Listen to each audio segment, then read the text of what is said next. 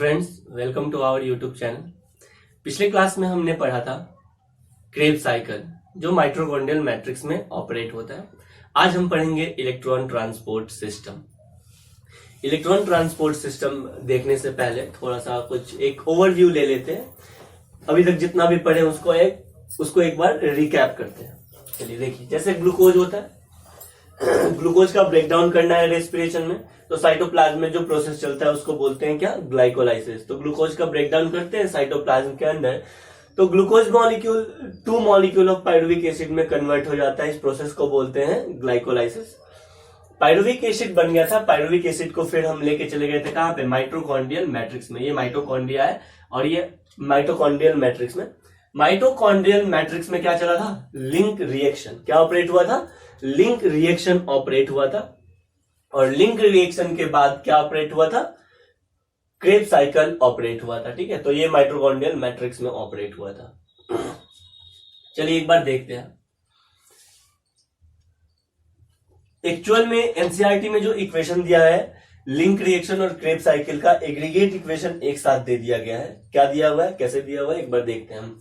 NCERT में लिखा हुआ है कि भाई pyruvic acid plus NADH plus NAD plus NAD plus pyruvic acid plus 4NAD plus FAD plus plus 2H2O plus ADP plus inorganic phosphate. ये mitochondrial matrix में कहानी चल रहा है। कहां पे कहानी चल रहा है? माइटोकॉन्ड्रियल मैट्रिक्स में पायरुविक एसिड जाता है, सिंगल मॉलिक्यूल दिखाया गया है। पायरुविक एसिड जाता है तो 4NAD प्लस रहता है, एक FAD प्लस रहता है, 2 H2O रहता है और एक ADP और इनऑर्गेनिक फॉस्फेट रहता है। कहां पे? माइटोकॉन्ड्रियल मैट्रिक्स में। माइटोकॉन्ड्रियल मैट्रिक्स में ये जाता है तो लिंक रिएक्शन और क्रेब्स साइकिल के बाद आपको पता है पायरुविक एसिड का कंप्लीट ब्रेकडाउन हो जाएगा। तो क्या बन जाएगा? 3 मॉलिक्यूल CO2 बन जाएगा प्लस ये रिड्यूसिंग पावर बन जाएगा coenzyme NADH plus H plus बन जाएगा, 4NADH प्लस H प्लस बन जाएगा। FAD प्लस से क्या बन जाएगा? FADH2 बन जाएगा और ADP से क्या बन जाएगा? ATP बन जाएगा। क्या बन जाएगा? ATP बन जाएगा। ठीक है, तो ये जो इक्वेशन दिया हुआ है एनसीईआरटी में वो लिंक रिएक्शन और क्रेब्स साइकिल दोनों का एक साथ इक्वेशन दिया हुआ है। कब? जब single molecule pyruvic acid link reaction और क्रेब्स साइकिल में जाएगा तो हमको मिलेगा क्या? मेरा जो प्रोडक्ट है ना वो क्या मिलेगा? वो मेरा प्रोडक्ट मिलेगा क्या? एक तो मिलेगा हमको 4NADH single molecule of FADH और सिंगल मॉलिक्यूल ऑफ ATP मिलेगा। चलिए, क्रेब्स साइकिल और लिंक रिएक्शन अगर साथ साथ चलेगा तो हमको दिखता है कि भाई रेस्पिरेशन जो है वो सेलुलर लेवल पे होता है और एनर्जी रिलीजिंग प्रोसेस है। और मेरे लिए अभी एनर्जी कितना मिला है? यहाँ पे सिंगल ATP अभी दिख रहा है जब single molecule of pyruvic acid है तो। ठीक है, यहाँ पे ATP मिला। ग्लाइकोलाइसिस में हमको मिल चुका था नेट रिजल्ट, नेट ATP कितना? 2 ATP मिल चुका था। ठीक है, अब बात आता है कि जब देखिए रेस्पिरेशन हुआ, सिंगल मॉलिक्यूल ग्लूकोज का ब्रेकडाउन हुआ और हम तो बचपन से पढ़ रखे हैं कि कितना ATP मिलता है हमको? 38 ATP मिल रहा है। कितना ATP मिल रहा है?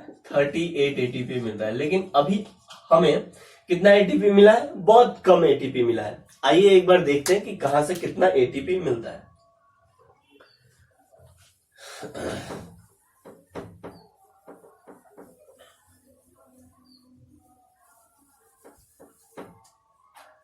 चलो भाई, ग्लाइकोलाइसिस यहां पे लिख देते हैं ATP, यहां पे लिख देते हैं NADH और यहां पे लिख देते हैं FADH2। पहले वाला जो प्रोसेस था वो क्या था? ग्लाइकोलाइसिस। ग्लाइकोलाइसिस के बाद क्या चलता है? Link reaction. और लिंक रिएक्शन के बाद क्या ऑपरेट हुआ? Krebs cycle. ग्लाइकोलाइसिस से नेट रिजल्ट या नेट ATP का गेन कितना हुआ? 2 ATP नेट गेन हुआ था। 4 बना था जिसमें से 2 कंज्यूम हो गया, तो नेट ATP कितना मिला?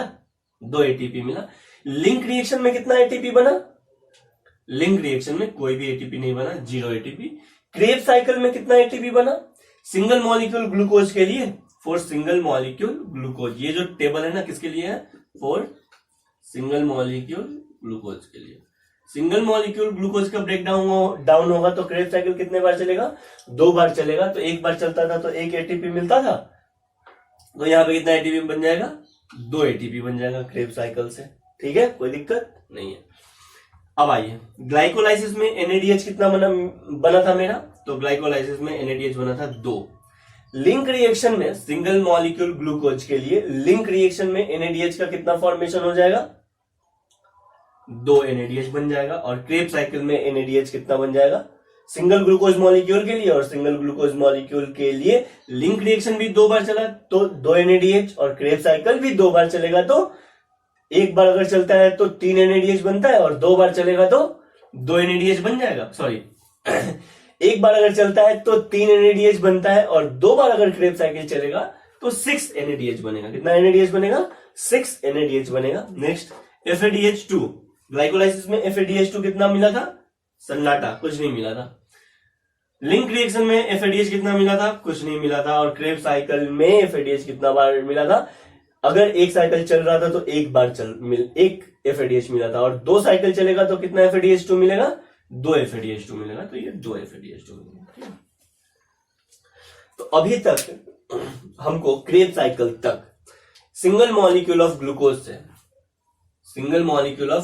से क्रेब साइकिल तक टोटल एटीपी कितना मिला, नेट कंजम्पशन हो, नेट एटीपी कितना मिला, तो नेट एटीपी मिला 2 यहां पे और 2 यहां पे, यानी हमको अभी तक बस 4 एटीपी मिला। कितना एटीपी मिला भाई, 4 एटीपी मिला।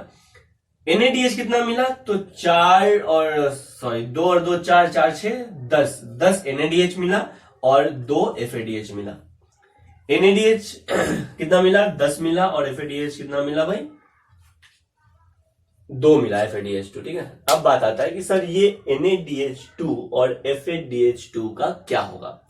ये NADH2 FADH2 का ऑक्सीडेशन होगा। क्या होगा, ऑक्सीडेशन होगा। और ऑक्सीडेशन होगा क्या होगा, इसका ऑक्सीडेशन होगा। और आपको पता है जब ऑक्सीडेशन होता है तो इलेक्ट्रॉन का लॉस होता है। ऑक्सीडेशन होता है तो क्या होता है, इलेक्ट्रॉन का लॉस होता है। तो इसका ऑक्सीडेशन होगा, किसका, NADH2 का और FADH2 का ऑक्सीडेशन होगा, इलेक्ट्रॉन का लॉस होगा। जो लॉस्ट इलेक्ट्रॉन है ना वो इलेक्ट्रॉन ट्रांसपोर्ट चेन में जाएंगे। कहां पे जाएंगे, इलेक्ट्रॉन ट्रांसपोर्ट चेन में जाएंगे। और इलेक्ट्रॉन ट्रांसपोर्ट चेन में जाएगा इलेक्ट्रॉन, जिसके कारण मैट्रिक्स में प्रोटॉन ग्रेडियंट इंक्रीज होगा। अभी देखेंगे सारे चीजों को कि कैसे प्रोटॉन ग्रेडियंट मैट्रिक्स में इंक्रीज हो जाएगा। ठीक है, मैट्रिक्स में प्रोटॉन ग्रेडियंट इंक्रीज होगा, और उस प्रोटॉन ग्रेडियंट के कारण, प्रोटॉन डिफरेंस के कारण एटीपी का प्रोडक्शन होगा। किसका प्रोडक्शन होगा, एटीपी का प्रोडक्शन होगा। यानी अल्टीमेटली ये जो मेरे पास रिड्यूसिंग पावर है ना, NADH और FADH2, ये NADH2 और FADH2 को हम लेके जाते हैं इलेक्ट्रॉन ट्रांसपोर्ट चेन में या इलेक्ट्रॉन ट्रांसपोर्ट सिस्टम में। और इलेक्ट्रॉन ट्रांसपोर्ट सिस्टम में इनका ऑक्सीडेशन होता है। किनका, NADH एंड FADH2 का इनका ऑक्सीडेशन होता है। और ऑक्सीडेशन से जो एनर्जी रिलीज होता है ना, तो उससे बनता है क्या, एटीपी। क्या बनता है, एटीपी। इसलिए माइटोकॉन्ड्रिया में जो एटीपी का फॉर्मेशन होता है उसके लिए एनर्जी कहां से मिलता है, ऑक्सीडेशन से मिलता है। किसके ऑक्सीडेशन से मिलता है, NADH और FADH के ऑक्सीडेशन से मिलता है। इसलिए वहां पे एटीपी के फॉर्मेशन को, कहां पे, माइटोकॉन्ड्रिया में एटीपी के फॉर्मेशन को बोलते हैं ऑक्सीडेटिव फॉस्फोराइलेशन। जैसे क्लोरोप्लास्ट में एटीपी बनता था, तो क्लोरोप्लास्ट में एटीपी का बनने का कारण क्या था, लाइट एनर्जी। तो वहां पे बोले थे फोटोफॉस्फोराइलेशन। क्या बोले, फोटोफॉस्फोराइलेशन। और यहां पे एटीपी का फॉर्मेशन हो रहा है ऑक्सीडेटिव एनर्जी के कारण, ऑक्सीडेशन के कारण। किसके ऑक्सीडेशन के कारण, NADH और FADH2 के ऑक्सीडेशन के कारण। तो यहां पे एटीपी के फॉर्मेशन को बोलते हैं ऑक्सीडेटिव फॉस्फोराइलेशन। क्या कहते हैं, ऑक्सीडेटिव फॉस्फोराइलेशन। अब बात आता है कि सर ये जो इलेक्ट्रॉन ट्रांसपोर्ट सिस्टम है ना, क्या, इलेक्ट्रॉन ट्रांसपोर्ट सिस्टम है, ये चलता कहां पे है, ETS कहां पे ऑपरेट होता है, इलेक्ट्रॉन ट्रांसपोर्ट सिस्टम ऑपरेट कहां पे होता है। ये चीज समझ में आया, ठीक है। कुछ नहीं समझ में आया तो आप कमेंट बॉक्स में पूछ सकते हैं। हाँ भाई, तो ईटीएस कहां पे ऑपरेट होता है? इनर माइटोकॉन्ड्रियल मेम्ब्रेन में ऑपरेट होता है। कहां पे ऑपरेट होता है? ये देखो सेल है, सेल का प्लाज्मा मेम्ब्रेन, ये हम हटा देते हैं, या सेल वॉल जो भी है। अगर ये प्लांट है तो सेल वॉल और प्लाज्मा मेम्ब्रेन दोनों है, और अगर एनिमल है तो सिर्फ प्लाज्मा मेम्ब्रेन है। खैर हमको मतलब बस इससे है, ठीक है। इसी के अंदर ये माइटोकॉन्ड्रियल मैट्रिक्स है। माइटोकॉन्ड्रियल मैट्रिक्स में चलता है लिंक रिएक्शन, और माइटोकॉन्ड्रियल मैट्रिक्स में चलता है क्रेब साइकिल। आगे तो ये है माइटोकॉन्ड्रिया, और माइटोकॉन्ड्रिया के इनर माइटोकॉन्ड्रियल मेम्ब्रेन पे ये जो है ना ब्लैक वाला, ये क्या है? Inner mitochondrial membrane. इनर, और रेड वाला क्या है? Outer mitochondrial membrane. तो ये जो ब्लैक वाला है ये क्या है? Inner mitochondrial membrane. तो इसी इनर माइटोकॉन्ड्रियल मेम्ब्रेन पे ऑपरेट होता है इलेक्ट्रॉन ट्रांसपोर्ट सिस्टम। एक बार फिर से, इलेक्ट्रॉन ट्रांसपोर्ट सिस्टम ऑपरेट कहां पे होता है? ये क्वेश्चन पूछा जा चुका है, इजी है, तो याद रखिएगा कहां पे ऑपरेट होता है? ये इनर माइटोकॉन्ड्रियल मेम्ब्रेन पे ऑपरेट होता है। इलेक्ट्रॉन ट्रांसपोर्ट सिस्टम कहां ऑपरेट होता है? इनर माइटोकॉन्ड्रियल मेम्ब्रेन पे ऑपरेट होता है। ये जो इनर माइटोकॉन्ड्रियल मेम्ब्रेन है ना, इसमें ऑपरेट होता है। अब देखो भाई, ये यहां पे ऑपरेट होगा क्या? Electron transport system. Electron transport system आपको पता है, क्रेब साइकिल और लिंक रिएक्शन जब ऑपरेट हुआ था माइटोकॉन्ड्रियल मैट्रिक्स में, ये है माइटोकॉन्ड्रियल मैट्रिक्स, तो यहां पे बहुत सारा बन चुका है। क्या क्या बन चुका है? NADH बन चुका है, और FADH बन चुका है। इस NADH और FADH2 का यहाँ पे ऑक्सीडेशन किया जाएगा, और ऑक्सीडेशन के बाद एनर्जी रिलीज होगा। आपको पता है ये जो इनर माइटोकॉन्ड्रियल मेम्ब्रेन है, इसको बोलते हैं क्रिस्टी। क्या बोलते हैं? क्रिस्टी। और इसी इनर माइटोकॉन्ड्रियल मेम्ब्रेन पे रहता है ऑक्सीजोम। क्या रहता है? ऑक्सीजोम। एक हेड लाइक स्ट्रक्चर रहता है जिसको बोलते हैं F1, और टेल लाइक स्ट्रक्चर रहता है जिसको बोलते हैं F0। ये इनर माइटोकॉन्ड्रियल मेम्ब्रेन में इम्बेडेड रहता है। तो यहाँ पे बहुत सारा क्या है? ऑक्सीजोम है। क्या है भाई? ऑक्सीजोम है। तो अल्टीमेटली मेरे पास माइटोकॉन्ड्रियल मैट्रिक्स में यहाँ पे आपको दिख रहा है NADH और FADH2। अब इस NADH2 और FADH2 का ऑक्सीडेशन करेंगे इनर माइटोकॉन्ड्रियल मेम्ब्रेन में। इनर माइटोकॉन्ड्रियल मेम्ब्रेन से होते हुए NADH और FADH2 का ऑक्सीडेशन करेंगे। उसके बाद ATP प्रोड्यूस होगा। देखते हैं ATP कैसे प्रोड्यूस होगा।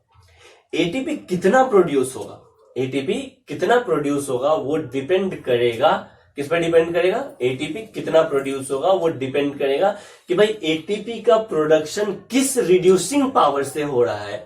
ठीक है, अगर NADH है, क्या भाई? NADH प्लस H प्लस, ये ज्यादा सही है।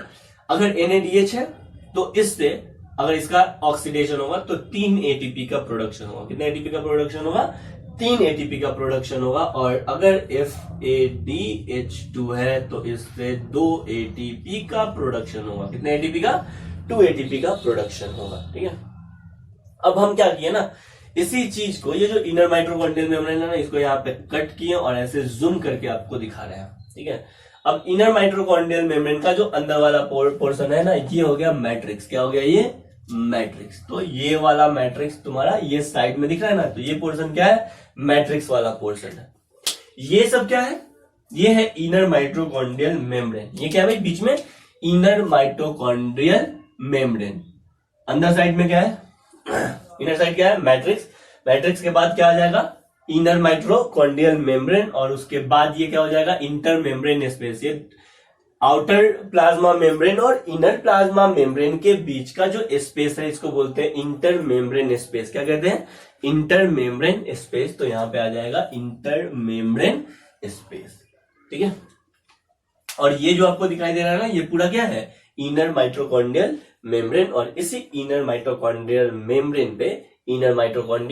मेम्ब्रेन पे ऑपरेट होता है इलेक्ट्रॉन ट्रांसपोर्ट सिस्टम। ऑपरेट क्यों होता है? क्योंकि मेरे पास लिंक रिएक्शन और क्रेब साइकिल और ग्लाइकोलाइसिस में बहुत सारा रिड्यूसिंग पावर बन चुका है। मतलब NADH2 और FADH2 बन चुका है। अब इस NADH2 और FADH2 का हम ऑक्सीडेशन करेंगे इलेक्ट्रॉन ट्रांसपोर्ट सिस्टम में, और इससे ऑब्टेन करते हैं क्या? ATP। अगर NADH2 है तो 3 ATP का प्रोडक्शन होगा, और अगर FADH2 है तो 2 ATP का प्रोडक्शन होगा। चलिए देखते हैं।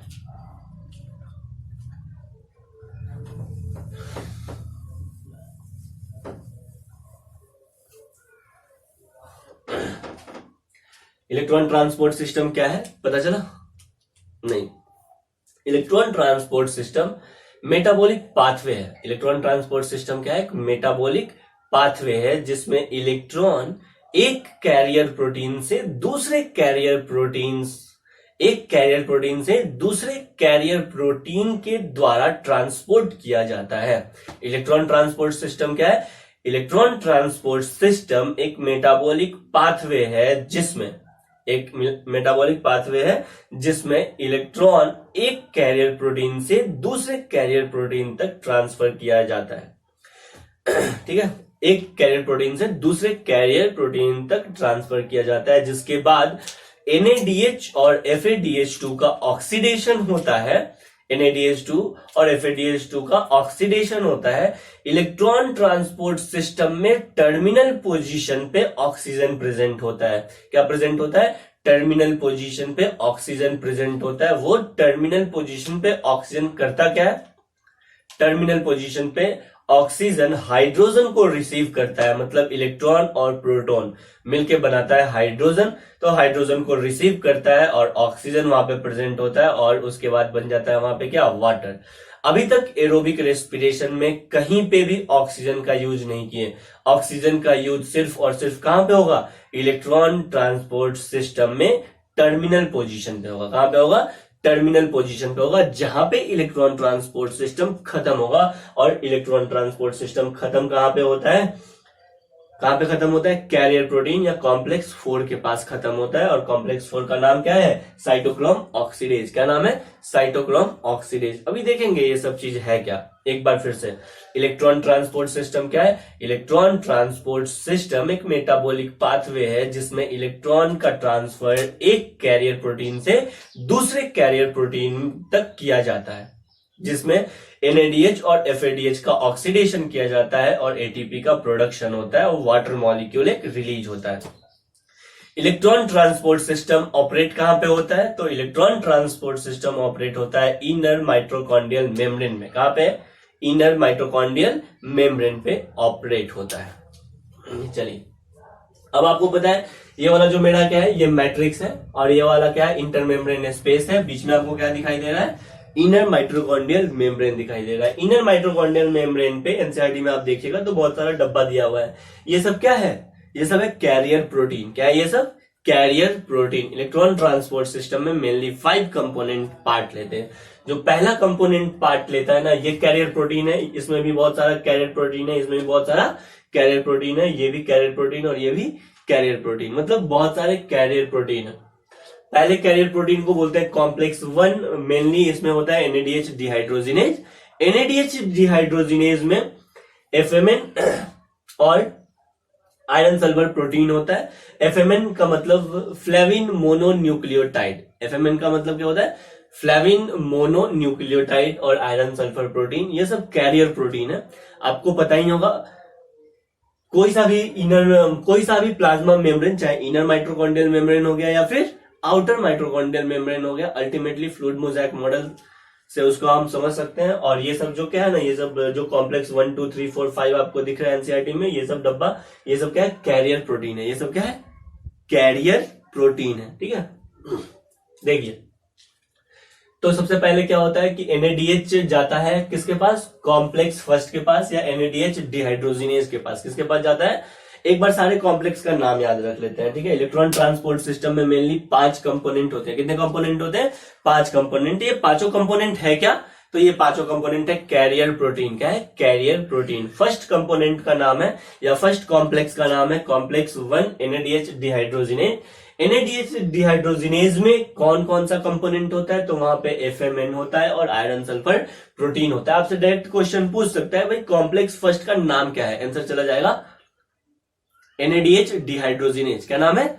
NADH dehydrogenase. NADH डिहाइड्रोजिनेज का कंपोनेंट कौन कौन सा है? ये दूसरा क्वेश्चन पूछ सकता है। क्या क्या है component? FMN flavin mononucleotide protein और आयरन सल्फर प्रोटीन, ये दोनों NADH डिहाइड्रोजिनेज के कंपोनेंट है। दूसरा कंपोनेंट का नाम है, दूसरा कॉम्प्लेक्स या दूसरे कंपोनेंट का नाम है क्या, सक्सिनेट डिहाइड्रोजिनेज। क्या नाम है, सक्सिनेट डिहाइड्रोजिनेज। यहां पे FADH2 का ऑक्सीडेशन होता है। सक्सिनेट डिहाइड्रोजिनेज, क्या नाम है, सक्सिनेट डिहाइड्रोजिनेज। कॉम्प्लेक्स 3 का क्या नाम है, कॉम्प्लेक्स 3 का नाम है साइटोक्रोम BC1। क्या नाम है, साइटोक्रोम BC1, साइटोक्रोम BC1। इसमें साइटोक्रोम B, साइटोक्रोम C1 और उसके अलावा आयरन सल्फर प्रोटीन भी प्रेजेंट होता है। क्या प्रेजेंट होता है, iron sulphur protein. Iron sulphur protein लगभग सारे कॉम्प्लेक्स में प्रेजेंट होता है, ये आपको याद रखना है। उसके बाद कॉम्प्लेक्स 4 का नाम होता है, कॉम्प्लेक्स 4 का क्या नाम है, तो कॉम्प्लेक्स 4 का नाम है, कॉम्प्लेक्स 4 का क्या नाम है, कॉम्प्लेक्स 4 का नाम है साइटोक्रोम ऑक्सीडेज। क्या नाम है, साइटोक्रोम ऑक्सीडेज। ये लास्ट कैरियर प्रोटीन है जो प्रेजेंट होता है कहां पे, लास्ट कैरियर प्रोटीन है जो प्रेजेंट होता है इलेक्ट्रॉन ट्रांसपोर्ट सिस्टम में, जिसका नाम क्या है, कॉम्प्लेक्स 4 साइटोक्रोम ऑक्सीडेज। एक्चुअल में टर्मिनल ऑक्सीडेशन यहीं पे होता है। आपसे ये क्वेश्चन पूछ सकता है कि भाई टर्मिनल ऑक्सीडेशन कहां पे होता है, टर्मिनल ऑक्सीडेशन कहां पे होता है, या ऑक्सीजन अपना रोल कहां पे प्ले करता है इलेक्ट्रॉन ट्रांसपोर्ट सिस्टम में, ऑक्सीजन अपना रोल कहां पे प्ले करता है, तो आंसर जाएगा कॉम्प्लेक्स 4 के पास अपना रोल प्ले करता है, साइटोक्रोम ऑक्सीडेज के पास ये अपना रोल प्ले करता है। ठीक है, आइए अब समझते हैं होता क्या है। NADH का ऑक्सीडेशन किए, NADH का ऑक्सीडेशन किए, तो NADH का ऑक्सीडेशन कैसे होगा, removal of hydrogen is also called क्या, removal of hydrogen is oxidation. तो वहां पे हाइड्रोजन को रिमूव किया जाता है, वहां पे जो एंजाइम लगता है वो NADH डिहाइड्रोजिनेज लगता है। FMN हाइड्रोजन को ले लेता है, FMN क्या करता है, हाइड्रोजन को ले लेता है। हाइड्रोजन को लेने के बाद ये प्रोटॉन इससे, तुमको पता है हाइड्रोजन का एटॉमिक नंबर 1, हाइड्रोजन का एटॉमिक नंबर 1। इसका मतलब हाइड्रोजन सिंगल एटम से मिलकर बना हुआ है, और सिंगल एटम बना हुआ है इसका मतलब इसके पास एक इलेक्ट्रॉन है और एक प्रोटॉन है। अगर हाइड्रोजन से एक इलेक्ट्रॉन है और एक प्रोटॉन है, आप ऐसे समझिए, एक इलेक्ट्रॉन है और एक प्रोटॉन है, यानी हाइड्रोजन से अगर आप एक इलेक्ट्रॉन ले लेते हैं, यानी निगेटिव चार्ज ले लिए, बच गया क्या इसके पास, पॉजिटिव, यानी प्रोटॉन इसके पास बच गया। तो H+ को आप क्या बोल सकते हैं, प्रोटॉन। H+ को क्या बोल सकते हैं, ये प्रोटॉन है। अल्टीमेटली H+ क्या है, प्रोटॉन है। ठीक है, तो FMN क्या करता है कि इलेक्ट्रॉन को तो ये दे देता है किसको, आयरन सल्फर प्रोटीन को, लेकिन प्रोटॉन को ये क्या करता है, प्रोटॉन ये दे देता है कहां पे, इंटर मेम्ब्रेन स्पेस पे। कहां पे दे देता है, इंटर मेम्ब्रेन स्पेस पे। प्रोटॉन का कॉन्सेंट्रेशन बढ़ गया, प्रोटॉन का कॉन्सेंट्रेशन यहाँ पे क्या हो गया, बढ़ गया। अब आपको पता है कि इधर प्रोटॉन का कॉन्सेंट्रेशन ज्यादा और इधर प्रोटॉन का कॉन्सेंट्रेशन कम हो जाएगा, सिंपल बात है, जिसके कारण पोटेंशियल डिफरेंस क्रिएट हो जाएगा। क्या क्रिएट हो जाएगा, पोटेंशियल डिफरेंस क्रिएट हो जाएगा। और आपको पता है कि प्रोटॉन का मूवमेंट हाई पोटेंशियल से लो पोटेंशियल की तरफ होगा। तो ऐसे ही बहुत सारा प्रोटॉन ऐसे आएगा, बहुत सारा प्रोटॉन आएगा, बहुत सारा प्रोटॉन आएगा, बहुत सारा प्रोटॉन आएगा। आप यहाँ पे समझिए, बहुत सारा प्रोटॉन आएगा। अल्टीमेटली जो प्रोटॉन आएगा ना, वो सब कॉम्प्लेक्स 5 या इसको बोलते हैं ATP सिंथेज, कॉम्प्लेक्स 5 या ATP सिंथेज। ये मेनली प्रोटॉन चैनल होता है। क्या होता है, प्रोटॉन चैनल होता है। तो इस प्रोटॉन चैनल से 2 प्रोटॉन एक बार पंप किया जाएगा, या हाई पोटेंशियल से लो पोटेंशियल की तरफ पंप, हाई पोटेंशियल से लो पोटेंशियल की तरफ प्रोटॉन का मूवमेंट होगा, जिसके कारण प्रोटॉन ग्रेडियंट फोर्स भी जनरेट होता है। ठीक है, प्रोटॉन डिफरेंस के कारण या प्रोटॉन ग्रेडियंट के कारण प्रोटॉन का मूवमेंट होता है higher potential to lower potential, higher potential to lower potential, इसको बोलते हैं higher potential to lower potential, जिसके कारण 2 प्रोटॉन जाएगा ना, कितना प्रोटॉन जाएगा, 2 प्रोटॉन जाएगा इंटर मेम्ब्रेन स्पेस से किधर की तरफ, मैट्रिक्स के तरफ, किधर की तरफ, इंटर मेम्ब्रेन स्पेस से मैट्रिक्स की तरफ 2 प्रोटॉन जाएगा। तो इससे जो एनर्जी रिलीज होगा प्रोटॉन के मूवमेंट से, तो यहां पे उसके कारण क्या बनेगा, ATP बन जाएगा। क्या बन जाएगा, ATP बनेगा। ठीक है, अब क्या होगा सर आगे, इलेक्ट्रॉन का क्या होगा। तो इलेक्ट्रॉन आयरन सल्फर प्रोटीन के पास चला गया, आयरन सल्फर प्रोटीन से इलेक्ट्रॉन को कौन ले लेगा, यूबिक्विनोन। याद रखिएगा, यूबिक्विनोन जो है ना, वो क्या है, मोबाइल इलेक्ट्रॉन कैरियर। हम पहले ही बता चुके हैं कहां पे, जब साइक्लिक फोटोफॉस्फोराइलेशन और नॉन साइक्लिक फोटोफॉस्फोराइलेशन पढ़ रहे थे वहां पे, कि यूबिक्विनोन क्या है, मोबाइल इलेक्ट्रॉन कैरियर है। क्या है, मोबाइल इलेक्ट्रॉन कैरियर है। यूबिक्विनोन इलेक्ट्रॉन को लेके आ रहा है, यूबिक्विनोन किसको लेके आ रहा है, इलेक्ट्रॉन को लेके आ रहा है। यहां से इलेक्ट्रॉन को जैसे ही लेके आया ना, इलेक्ट्रॉन को लेके आया तो ये इलेक्ट्रॉन को आगे की तरफ ले जाएगा। इलेक्ट्रॉन को कहां पे ले गया, ये इलेक्ट्रॉन को फर्दर कहां पे लेके जाएगा भाई, साइटोक्रोम B1 के पास लेके जाएगा। अगर इसके पास प्रोटॉन आ गया है यूबिक्विनॉन के पास तो ये प्रोटॉन को तुरंत पंप कर देगा कहां पे, इंटरमेम्ब्रेन स्पेस में। इलेक्ट्रॉन साइटोक्रोम B के पास जाएगा, साइटोक्रोम B से साइटोक्रोम B से आयरन सल्फर प्रोटीन और आयरन सल्फर प्रोटीन से साइटोक्रोम C1 के पास चला जाएगा। साइटोक्रोम C1 के बाद इलेक्ट्रॉन को भेज दिया जाएगा साइटोक्रोम C के पास। कहां पे भेज दिया जाएगा, साइटोक्रोम C। याद रखना कि भाई माइटोकॉन्ड्रिया में जो इलेक्ट्रॉन ट्रांसपोर्ट सिस्टम चलता है ना, उसमें मोबाइल इलेक्ट्रॉन कैरियर कौन है, मोबाइल इलेक्ट्रॉन कैरियर। कौन है मोबाइल इलेक्ट्रॉन कैरियर, तो मोबाइल इलेक्ट्रॉन कैरियर है यूबिक्विनॉन और कौन है, साइटोक्रोम C। साइटोक्रोम C और यूबिक्विनॉन मोबाइल इलेक्ट्रॉन कैरियर है। साइटोक्रोम C फर्दर इलेक्ट्रॉन को लेके जाएगा, किसको दे देगा, कॉपर को दे देगा, यानी कॉम्प्लेक्स 4 के पास पहुंचेगा इलेक्ट्रॉन को लेके। कॉम्प्लेक्स 4 मतलब साइटोक्रोम ऑक्सीडेज के पास पहुंचेगा। तो कॉपर से इलेक्ट्रॉन किसको ट्रांसफर हो जाएगा, साइटोक्रोम A।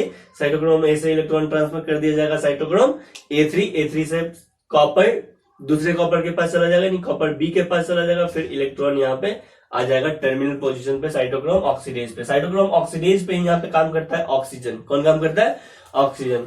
अब यहाँ पे जो ऑक्सीजन है ना,